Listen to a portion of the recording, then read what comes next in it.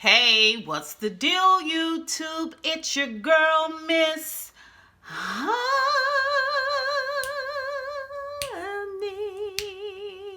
Welcome back to the channel. Welcome back. Listen, it is your girl, Miss Honey, here with a Real Housewives of Potomac season finale review. It's like Christmas. It's like Christmas right now. I'm so excited for this to be over.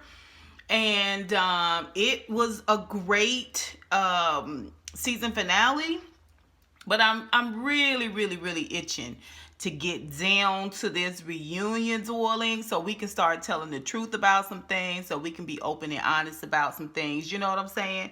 So we can pull some coattails, you know what I'm saying? Okay, so that we can pull some coattails. All right. So this is episode 19. I forget what it's called. Cocktails and Drama, Christmas and Drama, Drama in December. Like, I don't know.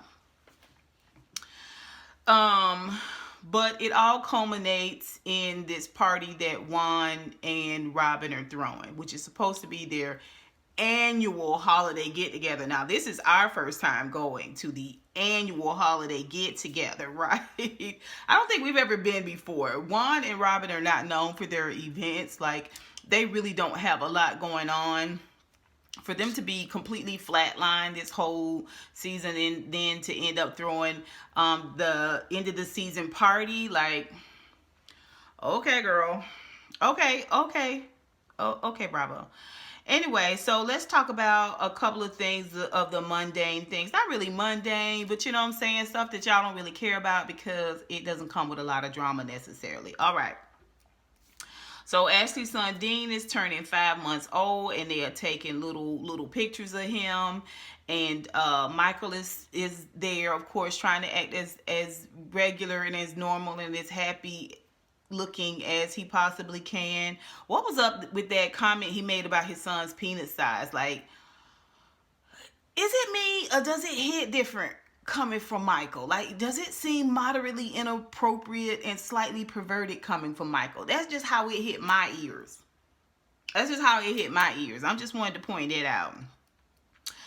Then we saw Dorothy and Candiace, cash in some more of their relationship credits. You know, their relationship is really very, it's not the word I'm looking for. It's not monetary. It's more transactional, right? Like, I just don't think she cares for her mom. I honestly don't think Dorothy, her mom, cares for her. I think what they have going on is more transactional. You know what I'm saying? Like, let me go hang out with my mama so she can go ahead and pay this other half of my mortgage, my rent, you know what I'm saying, the down payment, get me this car I'm looking for, like, you know what I'm saying?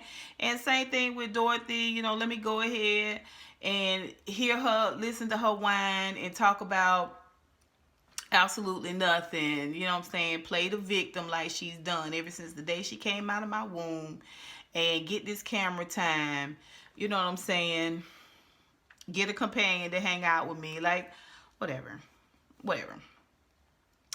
And so they go get a manicure, pedicure, fill in, whatever. We get to see, oh Lord, a strong eye roll for Robyn and Juan. Like I said, they're going to see the venue, Abigail's, for their annual Christmas party. Again, I think Robyn and Juan probably have get together at their home. They probably have people come over. I don't know. But, I mean, they had quite a few people there. Wouldn't you show up? She kept saying, open bar. Yes, Robyn. Bravo sprung for an open bar. Now, they sprung for an open bar for Robyn, maybe because it was Christmas time, but not for Candiace's 1 year anniversary soiree. They did not throw an open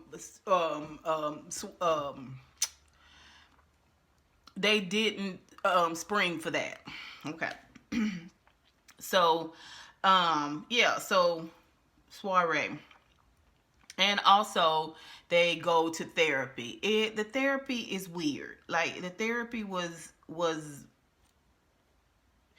it looked like it was going south. It ended up being okay, pretty cool. Karen is on HSN with her perfume. Shout out to Karen. Karen's website is beautiful. It's like, it's supposed to be like a lifestyle brand and that type of thing. She looks really pretty on the website. All of the photos are pretty. It's very well put together. I listen, I can see why Karen couldn't really be bothered with a lot, why she was dropping the ball a lot in terms of, you know, her focus on what these girls had going on, because she's obviously been working really, really hard behind the scenes, and it looks like it's coming out in her work. So kudos to Karen. Let's just talk about this party real quick. Okay, so Robyn and Juan, like I said, the therapy was awkward. It was as awkward as that party hosting that they were doing.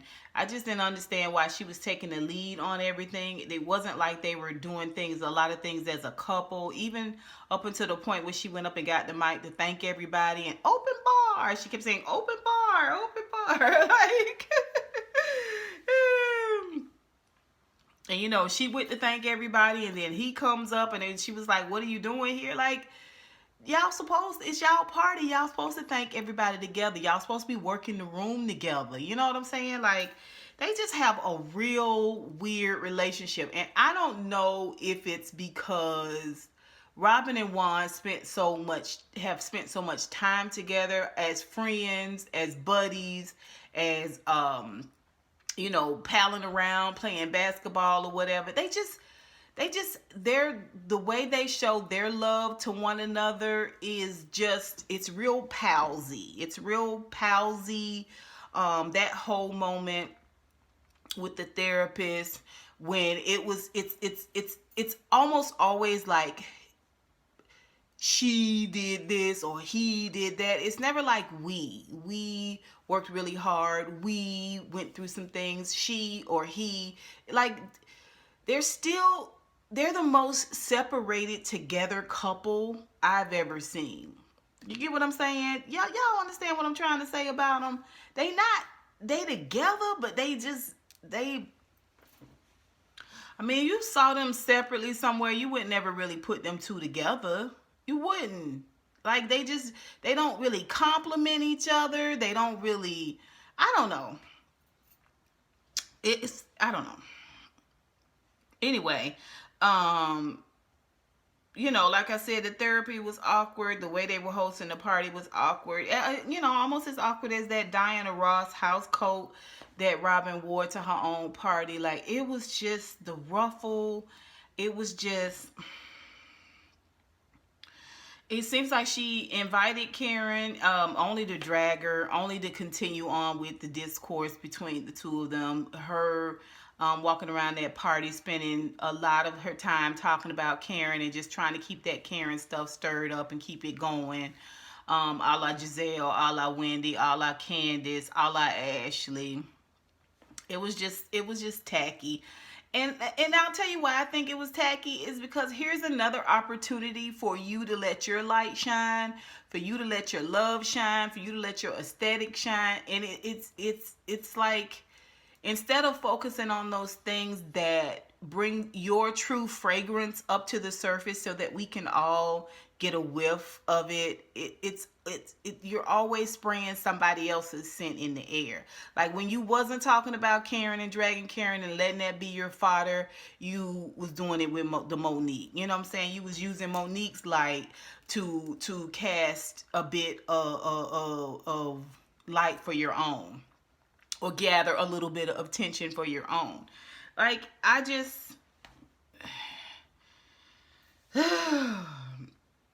Like I said, open bar, drinks, it's all on Bravo, okay? So let's then talk about Gizelle and production. Oh, we talk about couples here. So we just talked about Robyn and Juan. Now we talk about Gizelle and production, because that's really the only couple as it pertains to Gizelle. We have gone all season. I saw where there was a tweet that Monique did that said y'all saw more of her, meaning Monique, than y'all did of Jamal this season. And it's true. It's true. Once again, we don't see him. What we do get to hear is an excuse as to why he is not present. Okay, and that's not just for functions where they drinking and partying. Like maybe as a pastor, you don't want to be seen doing it like that, but you haven't been present there for your children or supposed family functions. Like enough already. If y'all never bring Juan's name up, it's no big deal because Gizelle is dating production. And why was Sharice at that party? And why was Gizelle trying to push Sharice by filming with her? And when all the ladies got ready to sit down and talk, especially with Karen at the party, more drag session, you could tell that she had it. She was like, oh, well, let me go get a drink. No, you're not filming with them. Get up. Get up, sis. You're not in this scene.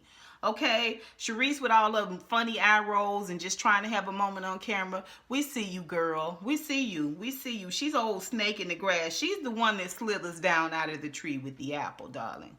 Bite it. Bite it. No, what's the worst that can happen?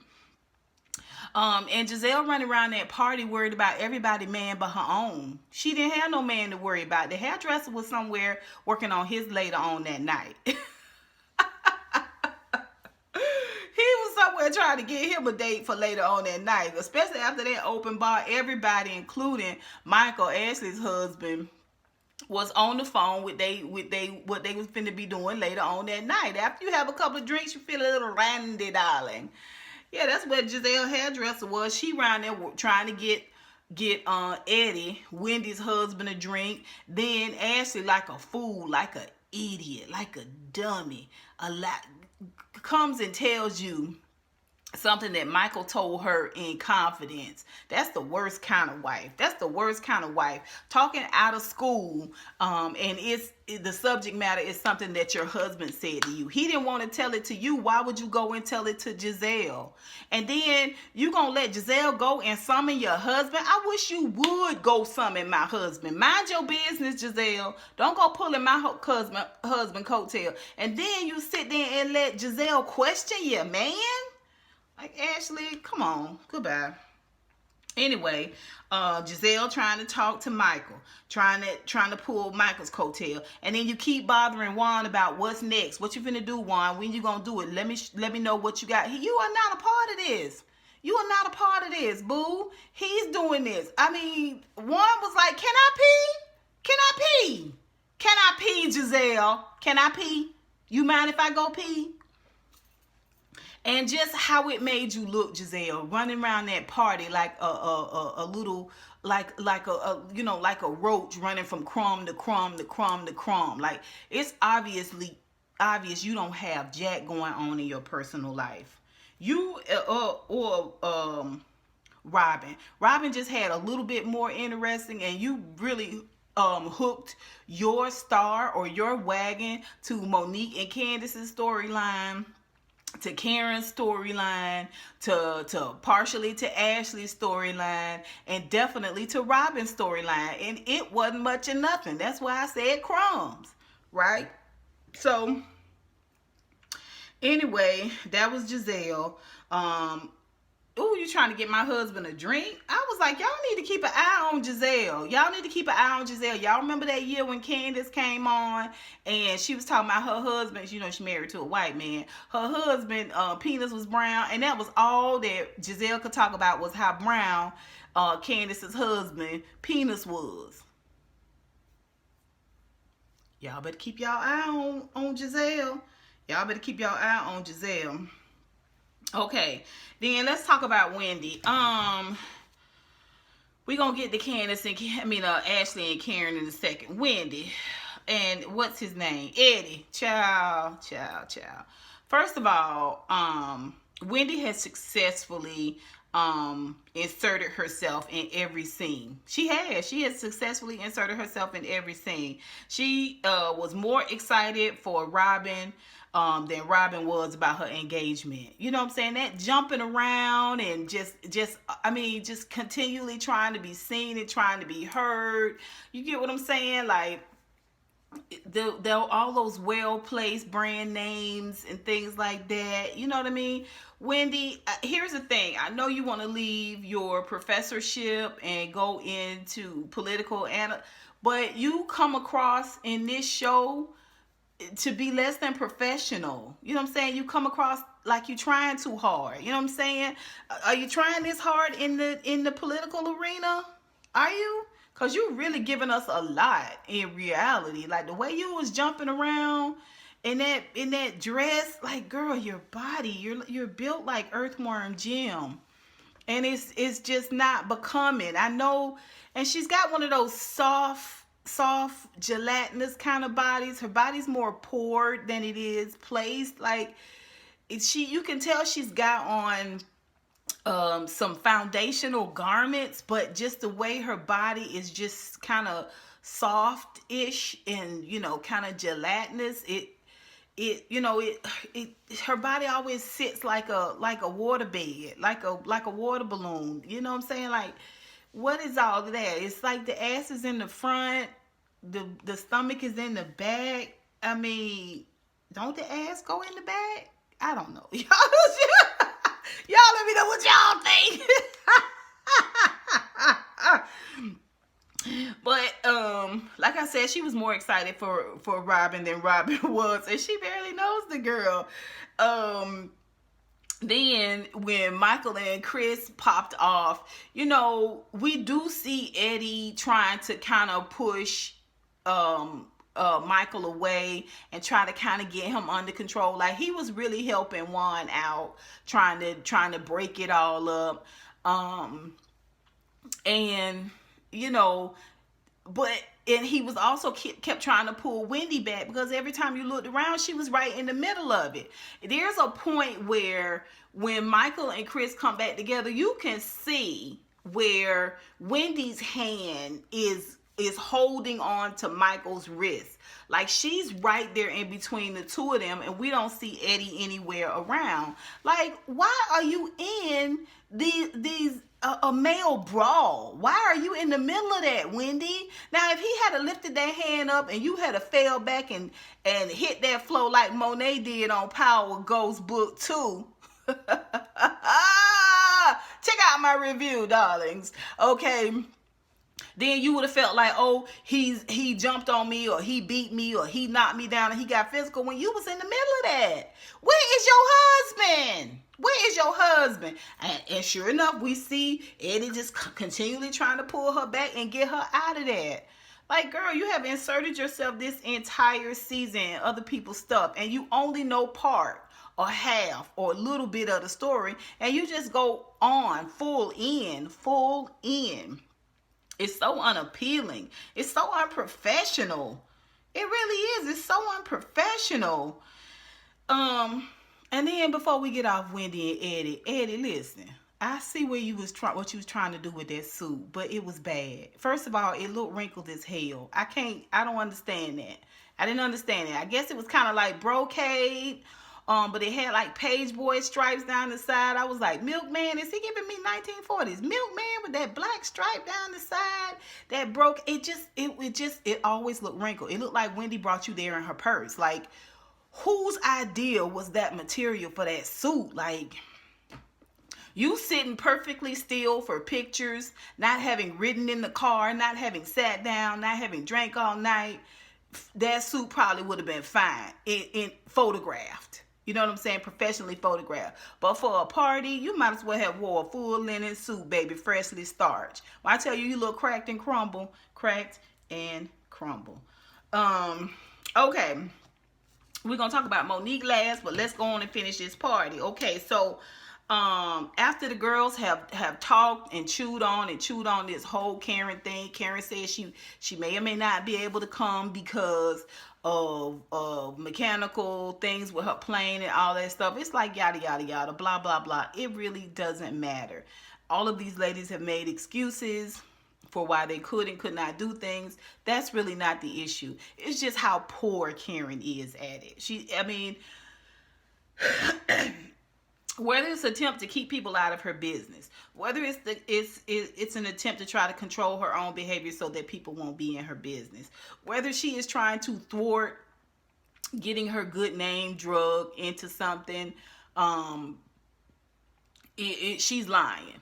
She's lying, and she's doing a lot of bullshitting, and she's terrible at it. And for me, I'm happy with the fact that she's horrible at it. Like, because if she was more experienced like Gizelle or like Robyn or like Candiace,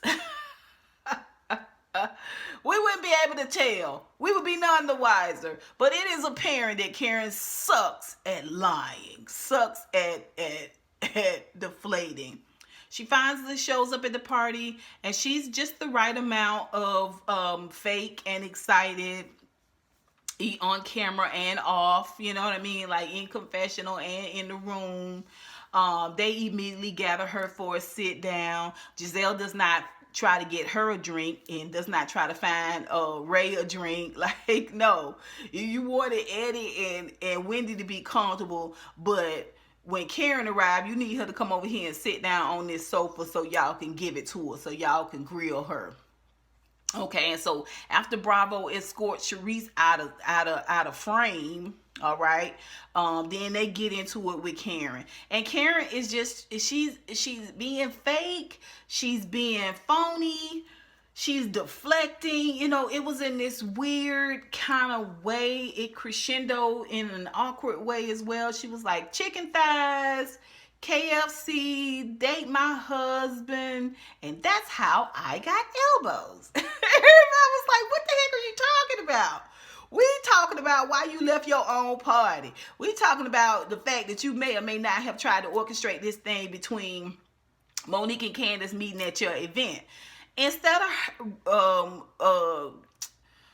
Karen just saying, listen, production, Bravo was trying to get them to meet, trying to get it set up. Everybody, whether it was just Karen and production or just production, everybody thought better of this, okay? And it was like abort mission. At the same time, Karen couldn't really say that.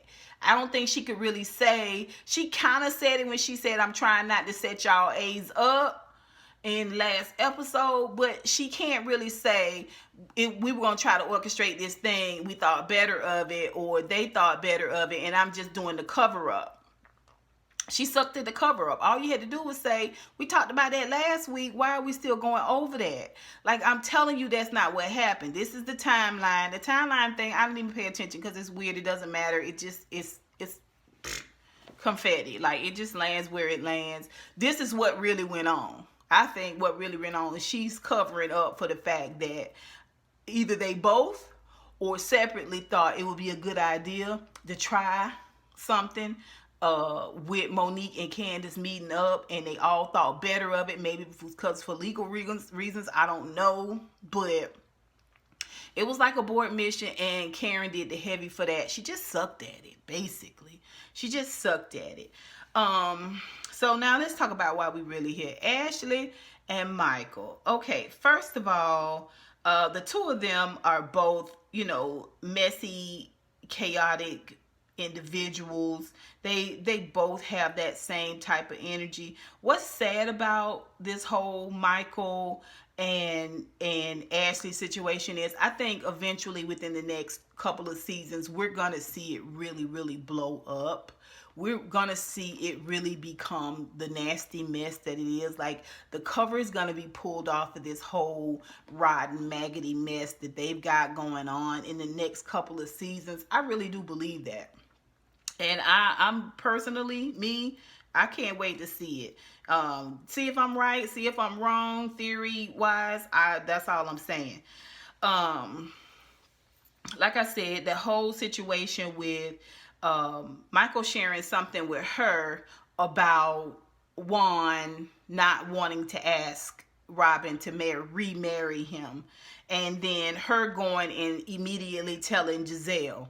It was just it left such a horrible taste in my mouth. Like, you guys don't ride for each other. You guys ride for the contract that you have. You ride for the cause. You ride for each other's bottom line, but you don't ride for each other. You guys are as contractual as they come. Like, whenever you take up for Michael Darby, you're really taking up for yourself. You're not really taking up for Michael Darby, because if you had Michael Darby's back in any type of way, like for real, you wouldn't have did this. You wouldn't have did this.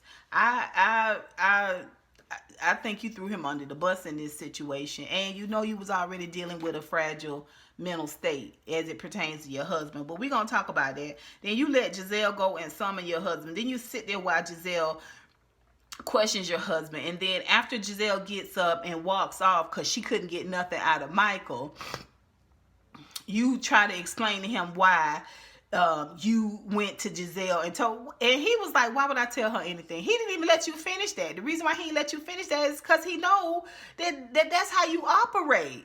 He knows that's how you operate, that you here for a storyline, that you're here to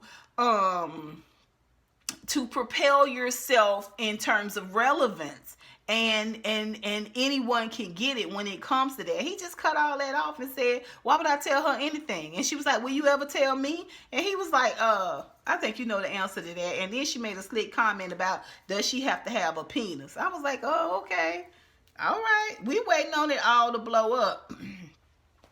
Let's really talk about Michael's unhealthy relationship with Juan.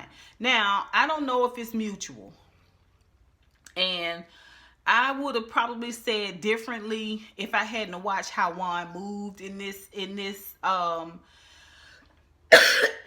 last few scenes. Like, the way Juan was standing back and watching, it looked like he was watching Robyn dance. Meanwhile, it seemed like he had already told security to gather all of the troublemakers and escort them out. But he looked like he was more focused on Robyn having a good time, that type of thing. It seems like it's all in your mind, Michael, that you and Juan have this really, really great relationship. I wouldn't be surprised if they've done something business-wise, or I don't know, child. Juan may have borrowed some money from I don't know. Like, I just don't think that the real relationship that they have is what's going on in Michael's head. In Michael's head, he is just, him and Juan are best friends. They ace boom coon. Like, they call each other in the morning right before they go to bed at night. Like, he's got this idea of who Juan is to him in his head. And you can see Ashley kind of like checking up on him. One, because he's drinking, and two, because she knows that he has this obsession with Juan Dixon. Okay. And then,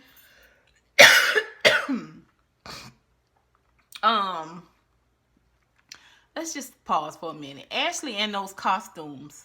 She always wears a costume. Like, at all the reunions, she's wearing a costume. And here tonight at this Christmas party, she got on the doggone ice skaters outfit. Like, Ashley. But her face was beat like Maleficent. Like, that dark ass makeup on her face. She looked evil as hell. It might have just been coming from inside. It may have just been coming from the inside, you guys. I apologize for all the coughing, but y'all can see it's cold in here, okay? So listen. So it's clear that after everything went on and Juan did go ahead and ask Robyn to marry him in this really awkward, corny kind of way, but yay, whatever. It was clear that Michael was stewing. He was upset. I mean, as much as he was like, that was awesome, that was great, that was wonderful, it seemed like he felt betrayed. He acted like he felt betrayed, and he kind of took it out on Chris, Candiace's husband. Now, mind you, they over at the sofa, and Candiace is giving us full theatrics about this. And she hit me, and whatever, because we're gonna see here shortly where you decide that you gonna once again ask somebody to drag you, knowing you couldn't fight your way out of a paper bag, right? Okay, so he's hovering around the ladies. He sees this argument and he takes it to Chris, and it's like, you need to control your wife. You need to control your wife. No, you need to go over and control your drinking. You and your wife need to leave. You know what I'm saying? Y'all don't need to be shutting down every party that Bravo has. Like, it's bad for business at this point. All right?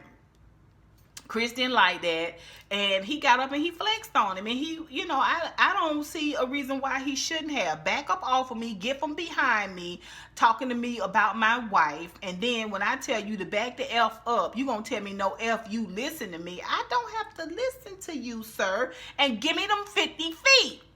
Give me them 50 feet. Oh, he's touching me. He's touching me. I was like, what kind of henny penny? It was an opportunity for him to shine the light on himself. And it was one of the weakest things I have ever seen. I really, really, honestly. And then for you to cause all of this scuttlebutt, you partially embarrassed, you butthurt because Juan didn't choose you. He didn't get down on one knee in front of you. Okay, and you showing out at this party, you cuss your wife out, you drunk as Cooter Brown, you cussing the staff out, you calling Chris lowbrow and trash. No, like Forrest Gump said, what did he say? Life is like a box of chocolates. I can't remember. You never know what you're gonna get. That's not what I'm talking about. Anyway, you showed them. That's my whole point. I forget the saying from Forrest Gump, but you showed them your behavior. You showed them what trash was. You were giving us trash, okay, with your behavior, right? And how you got verbal and physical with Ashley, like, that was not the first time. Y'all fight. Y'all have some good fights. Now, I believe now what Ashley was saying when she didn't come to Chase's birthday party. That's what she told Monique, because she was getting into this whole thing with Michael. I believe that. I believe that now. Seeing how they fight, oh yeah, I believe that. Especially when he drink. Ooh, child. And he must have a bladder of a oxen, baby, because them Coronas will run you, and you was chasing it with tequila. He should have stayed in the bathroom. I mean, now that I think about, Juan was going to the bathroom, and I digress. I digress. Yeah, Michael was belligerent. He was inappropriate. He's always inappropriate. Divisive. He was hostile. Ooh, Ashley. Listen, I'm just going to say this. Ashley, your husband is a broken, confused, and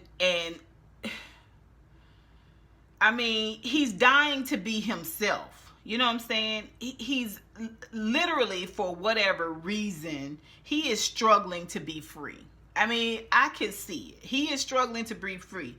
You know, let this man go, Ashley. Let this man go.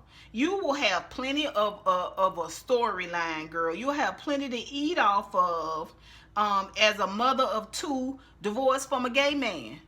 That's still a storyline. That's still a viable storyline, girl. But you're trying to hold him in this place for financial reasons or relevance or whatever.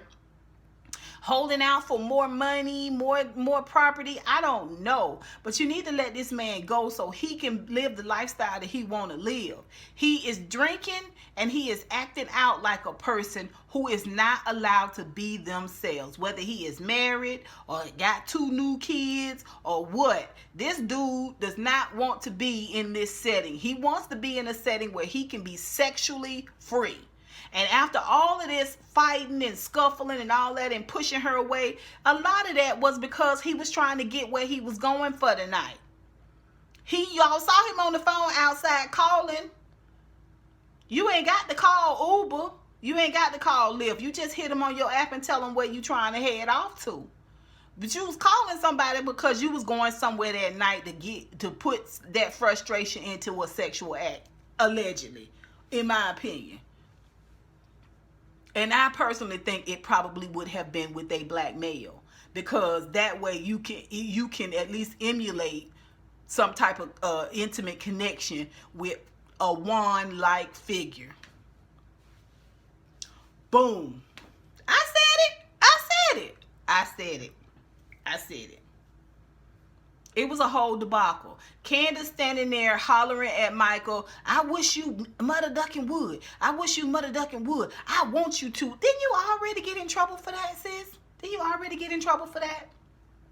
Huh? Didn't you already get dragged for that? Now, if Michael had came over there and open hand slap you, then it would have been an issue, right? But you, once again, you daring somebody to do something to you. It's real accident scammy. You know what I'm saying? It kind of reminds me of the people that pull in front of you and then put on brakes so you can hit them so they can have an accident claim. It's real scammy. It's kind of scammy-ish. You know what I mean? The way you be doing it sometimes. Like, get your man and go. And she kind of tried to do it, but at the same time, Ashley walking through the crowd. Really? This is how you act? Oh, but Monique is the problem. Ashley, shut up. All night long you've been running around double checking on Michael because you know he a ticking time bomb. You know he's got some issues that he's trying to bury under booze and bad behavior. Be quiet. All of this, darlings, all of this. And Monique comes out smelling like a Mickey freaky rose, right? Monique comes out as pure gold, huh? She does. First of all, she looks so wonderful in the confessional. Absolutely gorgeous. Okay? And she has said before, she regrets and she is remorseful for her behavior, but she is not remorseful how she feels about it. She is not. She feels like you asked for it, you got it. You know what I'm saying? I oblige. Right, wrong, or indifferent, but it happened. You know what I mean? In therapy, she has one of many tender moments that she's had in this season, just revealing who she is, her wounded places. Monique has given us authenticity. She's given us accountability. It may not have come in the form that everybody wanted it to. She may not have groveled and kissed the boots and the feet of everybody, but to me, it was more authentic to stand in your pain, to stand in your anger and say, yeah, I acted wrong, but I'm not wrong for being angry. I'm not wrong for being upset. I'm wrong for how I physically acted in that moment, but for not for having those feelings. She doesn't owe anybody an apology for having feelings, no more than I owe you or you owe me, right?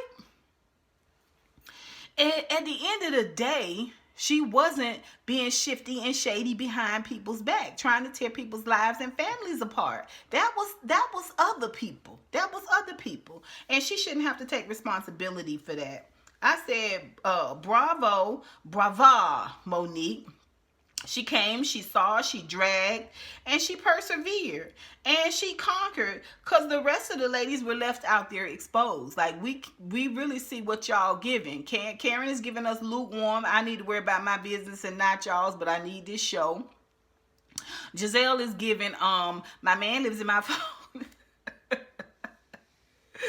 Jamal went to the bathroom. He was here, but he had to go, park the car. Like, she's giving us,